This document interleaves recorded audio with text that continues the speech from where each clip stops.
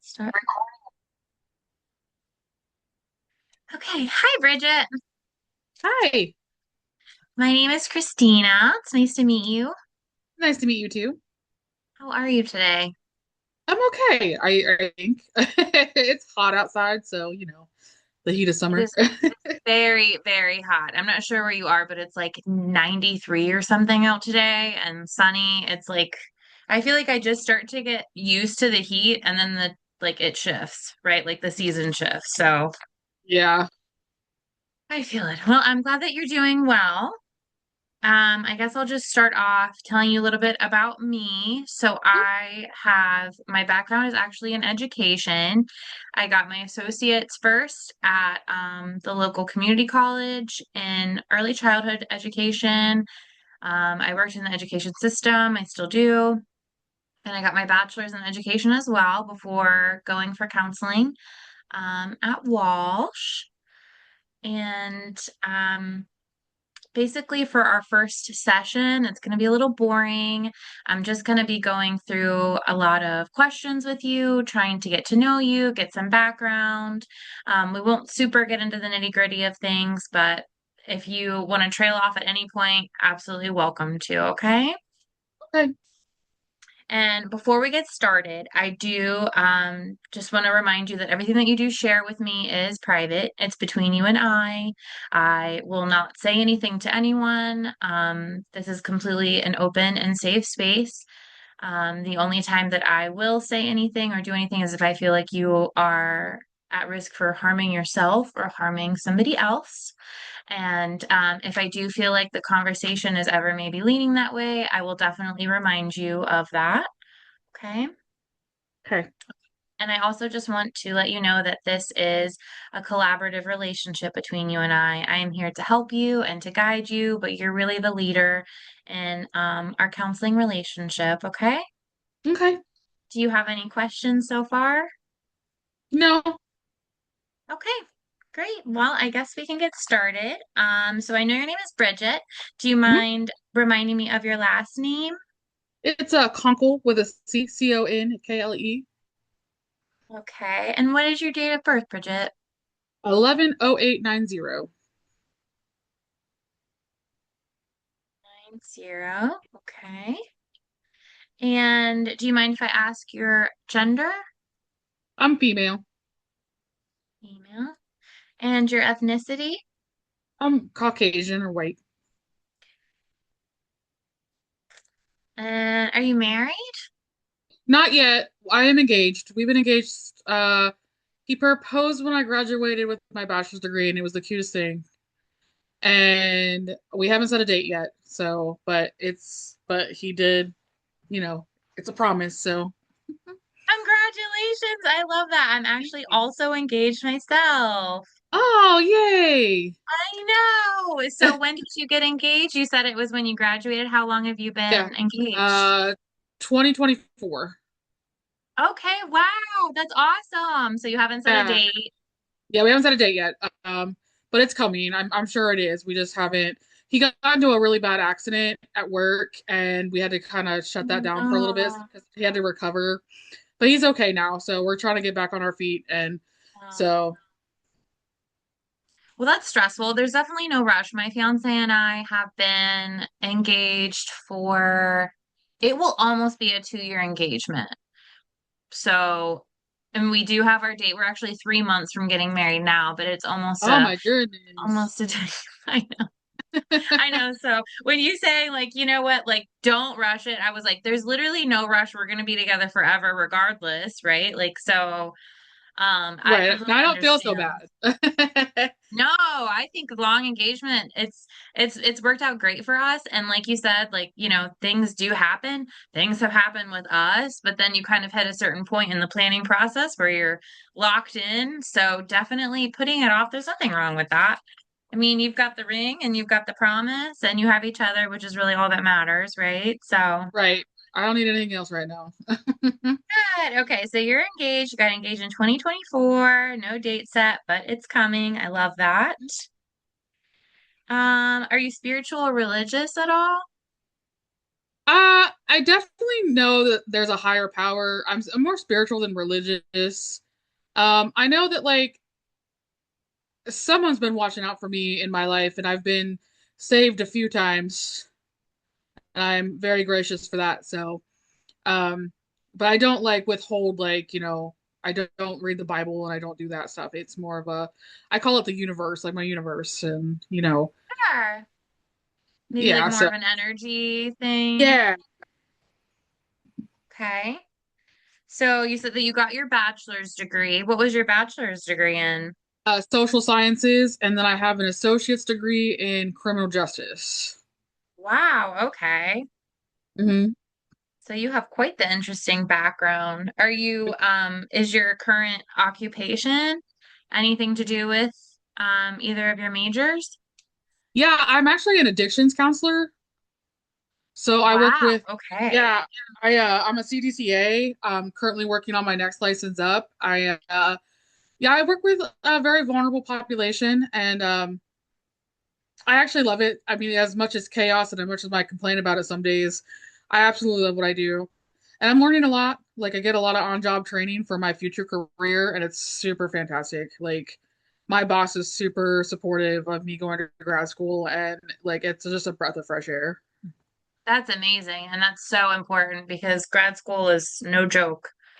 It's so Mm-mm. important to have that support. So what would you like to do in the future with Well, your I want to. degree? Well, I'm gonna be dual licensed, so like I want to work, and I'm a kind of a shoe-in at my job. They said that once I graduate, like I'll be able to be like run the mental health side of things. Like, yeah, it's in 2 years, but if they don't hire anybody in 2 years, like I'm still gonna be in there. Yeah. I'm still gonna have that license, but I want to work. I want to start, or I want to learn EMDR. Mm. And I want to do that too because a lot of those guys like hold trauma. And right now with my license, like they want to talk about it, and I guess can't talk about it with them yet. And it breaks my heart. So it's a process. It's a process. I had a friend who went through that and it was life-changing for her. I mean, props to you. That is a very challenging line of work to go into. But I'm sure it can be super rewarding at the same time. That's it's definitely not for everybody. So I think that's amazing and I find that really interesting. I personally couldn't imagine doing it myself, so kudos to you for that. Okay, did have you sought out counseling before? I have, but like, it's kind of like shopping. Like, I've had counselors in the past that just didn't work out, that didn't catch the vibe, I should say. Like kind of, and I don't like, dismissing those, but I mean, if I don't feel comfortable, you know, if I'm not feeling I don't know if you call it an attachment or like the, I just can't. Hmm. Yeah, do you mind telling me more about what you were seeking counseling for in the past? I have really high anxiety. Like anxiety is about everything and nothing. And like I have like test anxiety, I have anxiety in general, and I just wanted a safe outlet for somebody to talk to. Sure. So in the past, were you kind of seeking to help like alleviate the anxiety, or you really just wanted like an outlet? Both, because I had really bad panic attacks and like I didn't know how to control them, and I needed some like guidance on like how to cope with those because they were really scary. But I'm Mm, on meds now, so like that helps out. But before the meds, like I needed help like really yeah. badly. Oh, that's terrible. I mean, Yeah. absolutely. Like panic attacks are so scary because you don't know what's going on. And sometimes you think, depending on how it's physically overcoming you, if it's something else going on. So that's good that I'm glad that you're feeling a little bit better now. Is the anxiety something that is causing you to seek counseling again, or is it something else? Yeah, like with school, between school stress and work stress, like I definitely feel overwhelmed, and I feel that breakthrough anxiety coming back. I mean, it's always in there, and I feel like it's never going to go away. I feel like I'm going to die with anxiety, but like, and it ebbs and flows. But like with the added stress on me, like it feels like, you know, I need counseling again. Sure, absolutely. So, can I ask what your goal from our relationship would be? Yeah, like I think just like being able to manage like my anxiety again, like having like a work life school balance, would help because, you know, even as a future therapist, like I need time to reflect and process things too. And like I think that's a healthy outlet for me Hmm. to be able to have my own safe place to do that. Absolutely. I can definitely understand that. So, you want to manage your anxiety, feeling overwhelmed, you're looking to have a little bit more balance in your life. That's something that I think everybody can definitely use more of. So, I totally get that. Okay. Well, that's a good starting point. If you don't mind, I'm going to go back to some of the other things that we had discussed earlier. So you had mentioned that you're engaged. Do you currently live with your partner? Mhm. We've lived together for almost the whole time that we've been together, except for 1 year. So we've lived together for about 7 years, and we will be together 8 years altogether. Yeah. Wow, that's amazing. Ah, honestly, best relationship I've ever been in my life. So I love that. That's amazing. How'd you guys meet? we worked at the casino together. At the casino? Yeah, I was a security officer and he worked back in the bank area. Okay. Wow, I love that. Uh, Does what's your partner's name? his name is Nolan. Nolan. Hmm. Does Nolan still work at the casino? No, he's a whole truck driver now. He drives one of those big old dump trucks Wow. at the quarry, and like they dump things in, and he goes and unloads and reloads and stuff. And yeah, it's a big job. Does he like it? Oh, he loves it. He gets to listen to audiobooks all night, and he gets a cab to himself. And Good. he said Well, the that only at thing he least doesn't, helps. yeah, he said the only thing he doesn't like about it is the porter johns. But you know, that's a small price you got to pay for a big Right. job. So. Can't blame him there. Well, that's a good bonus. At least it sounds like, you both enjoy your jobs, so that's a plus. That's good. You live together. You're happy. That's wonderful. Do you mind if I ask your home address? Yeah, it's 3954 Newton Abbey Lane, Groveport, Ohio 43125. Okay, and your home phone number, please? It's 614-928 6865. Okay. And then that you mentioned that you're an addictions counselor. Who are you employed with? It's called Ray of Hope Behavioral Health. Ray of Hope Behavioral Health. And then do they have a work phone or would your mobile just be best? My mobile would be best. Okay. All right. Do you have any children? No, not yet. That's something that you hope for with Nolan in the future? Yeah, I at least want one. And then we said that if that doesn't work out, we're going to adopt. Okay.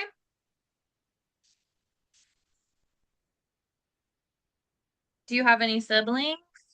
I do. I have a little brother. We're like 2.5 years apart. He's not so Oh, little. He's were you he's guys tall, really, has a burly beard. oh, were you guys really close growing up?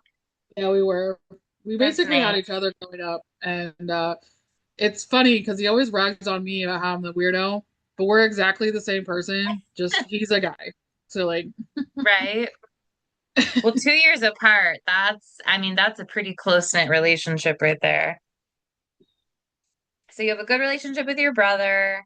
Um, how would you describe, I know you said that it's like the best relationship you've had, with Nolan. Is that kind of like if you were to describe your relationship, is there any other words that you would use?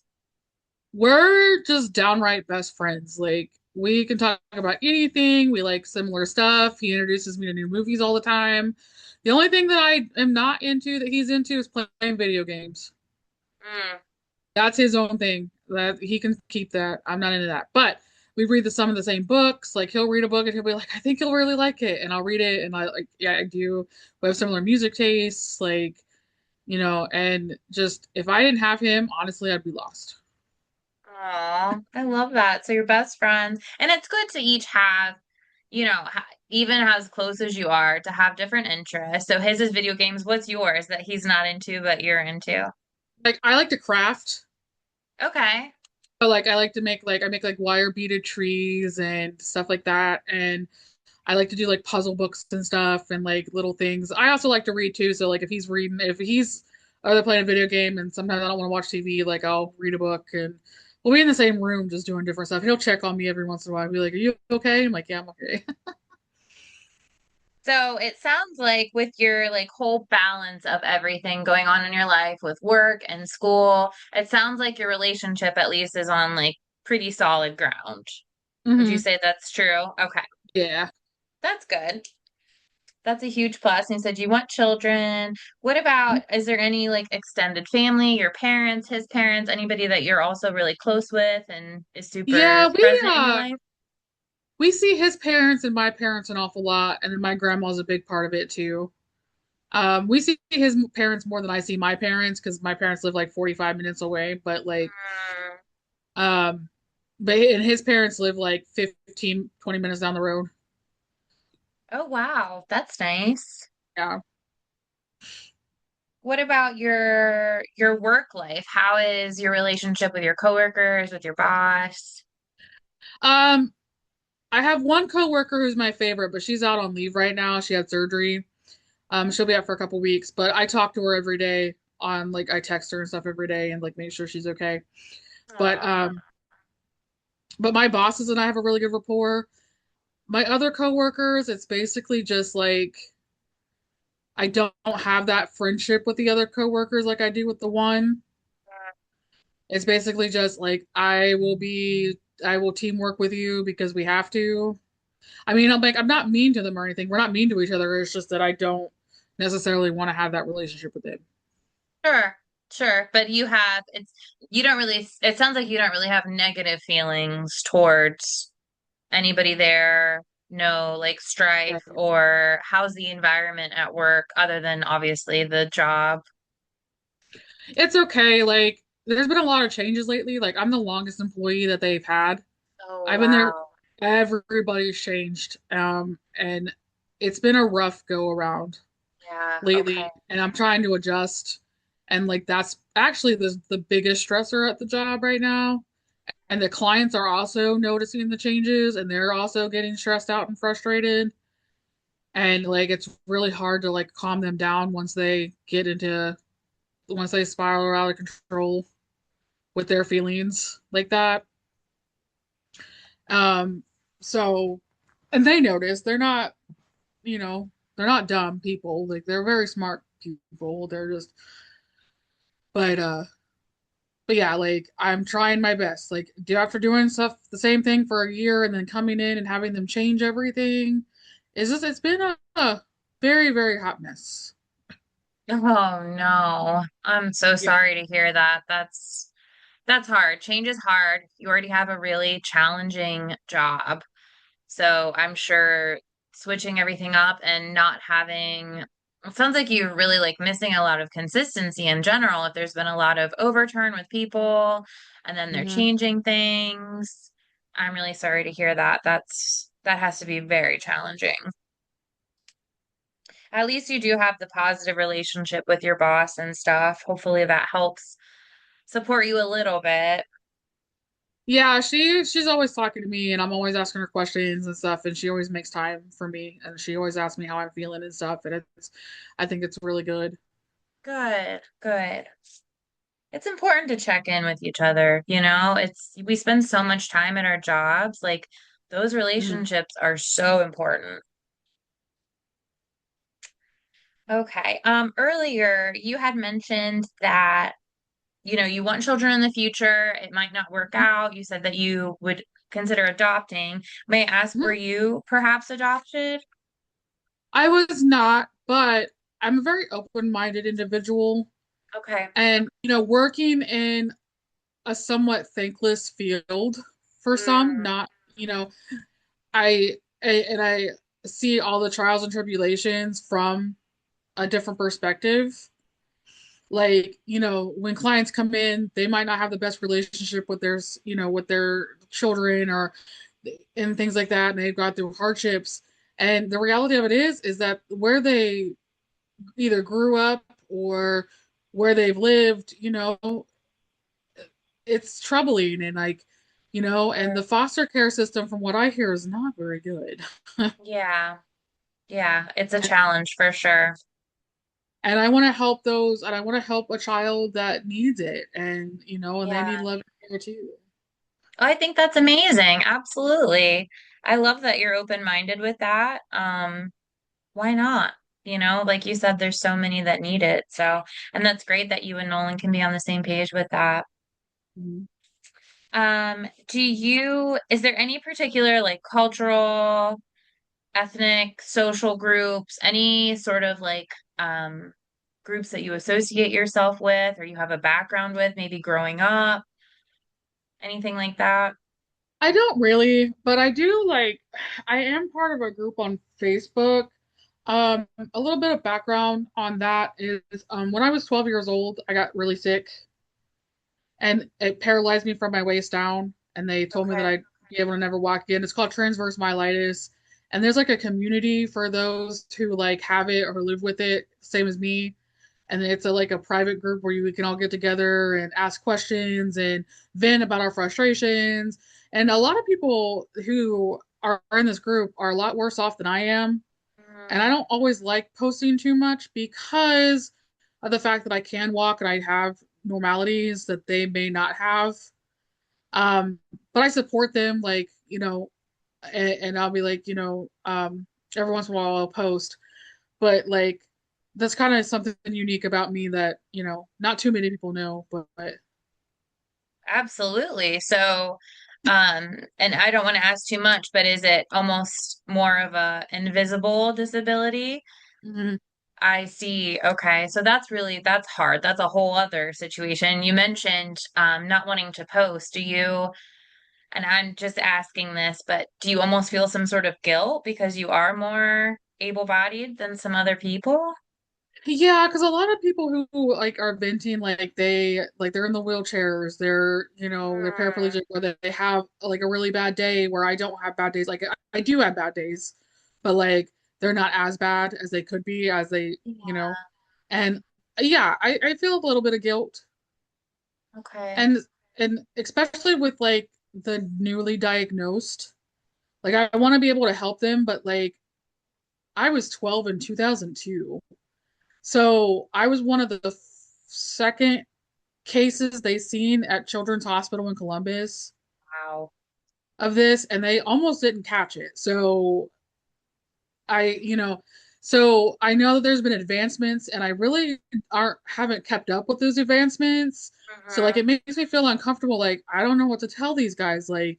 Keep your head up. I can give them encouragement and to help with their self-esteem, but other than that, though, when it comes to medical questions and stuff, I can't. Like, Sure.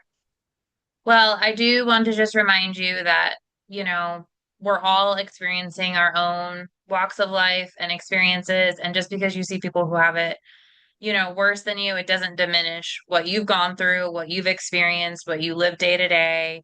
I just want to remind you of that, it's even though you may be better off than them, there's thousands of people who are better off than you. You know what I mean? So I don't want you to feel like that diminishes your experience at all because this is, your lived experience. Um, so with that said, if you don't mind me asking, has there been any like challenges growing up with that? Like any like outside judgment experiences? Can you tell me about uh, that? yeah, when I was in a wheelchair, I had a hard time explaining it to people. So when I went back to school, um, like it felt like sometimes kids only wanted to be my friend to get out of class early so they could push me down the hallway and ride the elevator. Wow, okay. Um, Also, I got stared at quite a bit while I was in a wheelchair, which is a different kind of, it wasn't embarrassment. It was just awkward when someone's staring at you, like wondering why you're in the chair. Um, I couldn't play contact sports, so when everybody was playing games in gym and stuff, I had to walk around the gym with my headphones on and do laps. I had one time where I had to, it was in middle school, and we were running, everybody had to run the track, had to jog the track for a mile. That's 4 laps, right? Well, I had a doctor's note where I had to walk, right?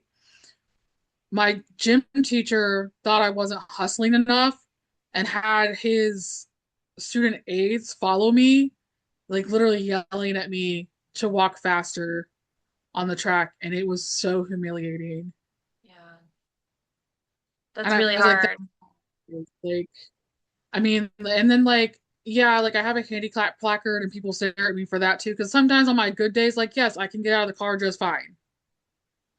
But on my bad days, like I have a bad knee too, so I'm limping, and sometimes I have to walk with a cane. Not always, but sometimes I gotta on a really, really bad day, you know, and that's just something I live with, and it's hard to explain to people. Like, it's invisible, like you can't see it, but yet here it is. Yeah, absolutely. I can't even imagine, especially, I mean, it sounds like you kind of were being segregated a lot too, growing up, being in the wheelchair, and I'm so sorry that you experienced that.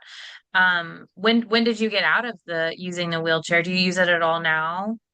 No, I don't use it at all, but I do see a neurologist. So like if anything gets any Okay. worse though, like I have her on hand, and she's really good about things. But I was in a wheelchair for quite some time. And it was over the summer when I know I had a like really, really extensive PT, and I worked really hard to not to use it. Um, but like I still have trouble going up and down the stairs. Yeah. That never really stopped. I can't run at all, and I can't jump. Something from like your jumping muscle to my brain somehow disconnected at some point, and like I'll tell my body to jump, and it doesn't. Okay. It's the oddest thing, and I can't feel temperature from my waist down.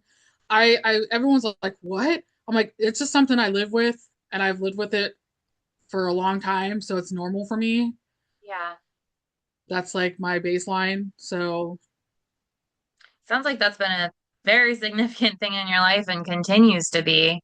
yeah. Um, I really appreciate you sharing that with me though. That's a big deal. I mean, that's a huge thing to experience in your life. That's like lo life altering. And the fact that you were at the tender age of 12 getting Mhm. diagnosed with it and, being one of the new cases, I think it's great that you have that support group. And like I said, I want to encourage you to reach out to those people. Don't, it doesn't diminish what you've experienced. And I'm sure that there could be other people at the same level as you who feel the same way, maybe are just starting to experience it. And, you know, it would make them feel better or feel more seen to have somebody at the same level. You know what I Mhm. mean? So I just wanted to thank you for sharing that with me. Um, we kind of talked earlier about what brought you to counseling, and you talked about the balance of everything and your anxiety. And I know that you said that it was kind of starting to creep back up again. Can you tell me how long that's been starting to be an issue again?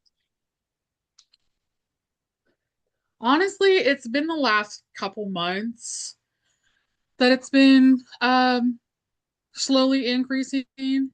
Um, like a lot of it has to do with my work setting though. And sometimes like when I get home, like it's hard to shut it off.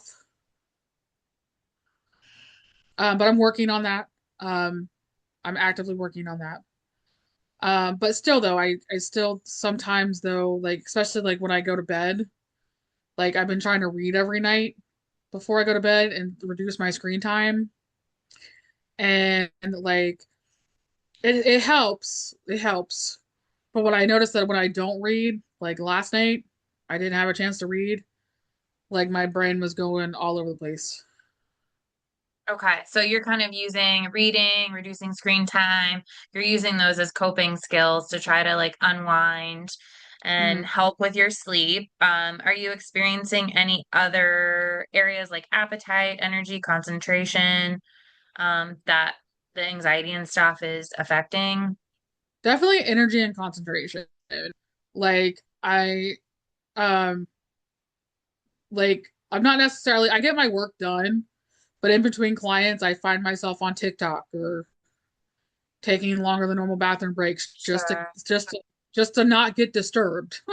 Right. I understand that. I definitely get that. Okay. What about your appetite or um any other areas? I do feel I have been feeling tense lately, as in like my jaw's been clenching again. Um, Okay. Sometimes I don't realize I'm doing it until I like let it go, and I'm like, oh, I've been clenching my jaw this whole time. I did buy fidget spinner pins on Amazon not too long ago, and that's been helping it work because I get to like I'll just like spin it. It's got the spinny thing on top, and they write really good. That helps out too. But like when I'm just sitting there, like even if a client's at my door, I can spin it and like nobody thinks anything about it. Good. Okay, good. So you're finding all kinds of ways to manage this, but it sounds like it's pretty intense because it's Hmm. coming out. I mean, it's coming out in lots of different ways. It's affecting your sleep, your energy, like you said, your concentration, but also you're feeling it physically.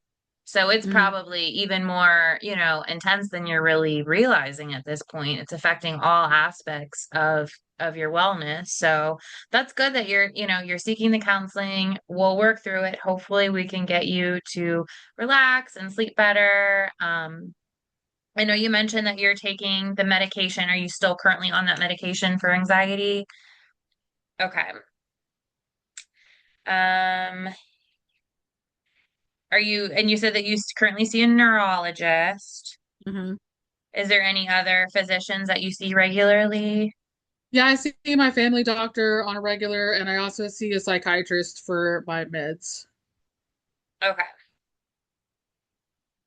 Good. Good, good, good.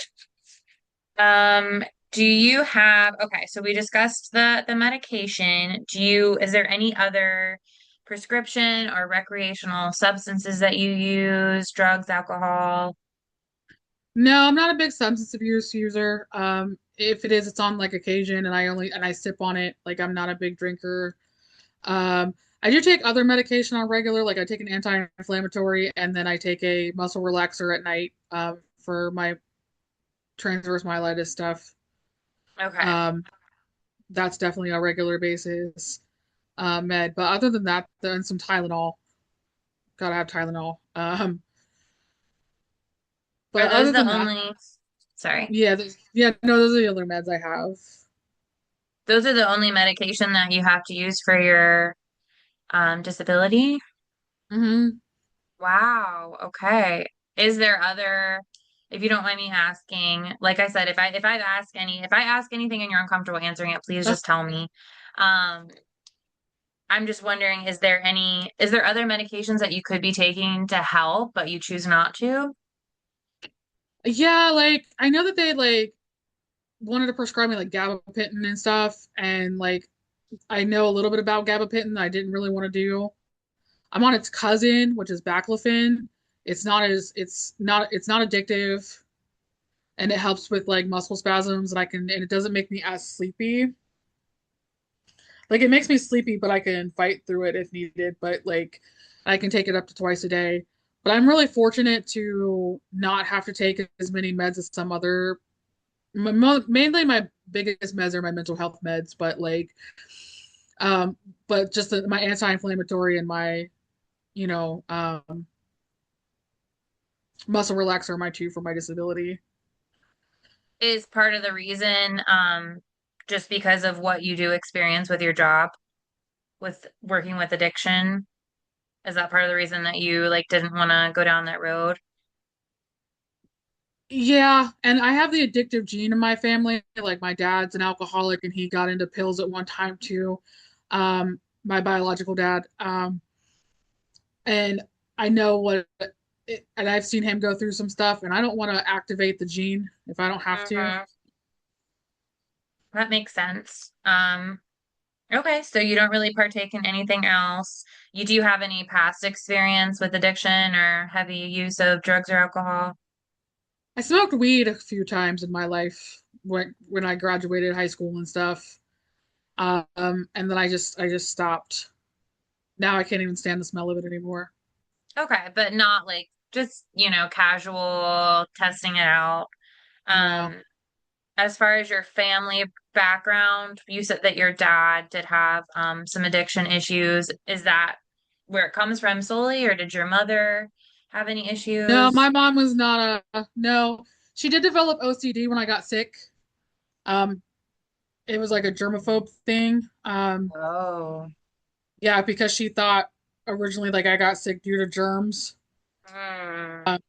And she became if she doesn't take her meds, you can definitely tell when she doesn't take them if she forgets because she gets real cleany and she'll clean everything and yell at you if you're not doing something that she doesn't think is correct, things like that. But but other than that, though, no, she's not a drinker, smoker, or anything. Okay. And you said that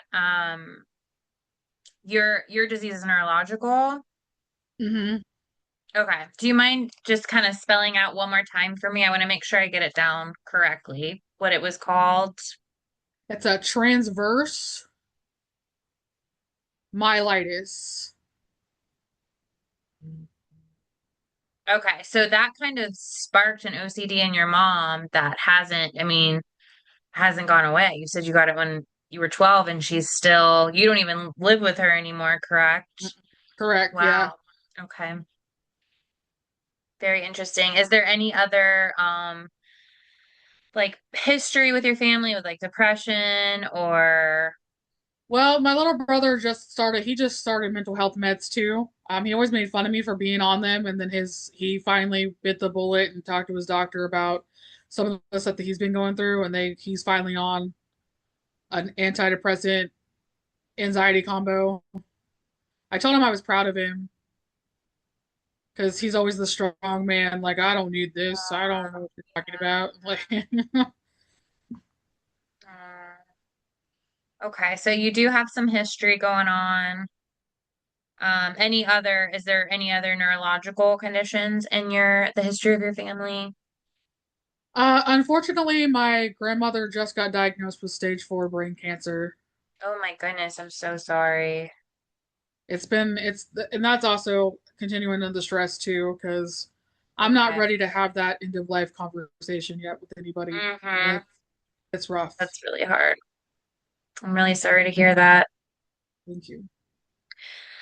So it sounds like you have a lot going on. We have some good things that are there to support us. You've got some good skills going on, but you've got a lot going on pinging in all areas of your life. So it's no wonder that you're having all of these symptoms and, you're feeling overwhelmed, you're feeling really stressed, and I'm sure that doesn't help your condition either. So I'm really glad that you are seeking counseling and we will work hard one thing at a time to alleviate these symptoms for you, and hopefully you can start feeling better right away. You already have a good start. You're on the medication. You have some amazing coping skills that you're already doing. So you should be proud of yourself for that.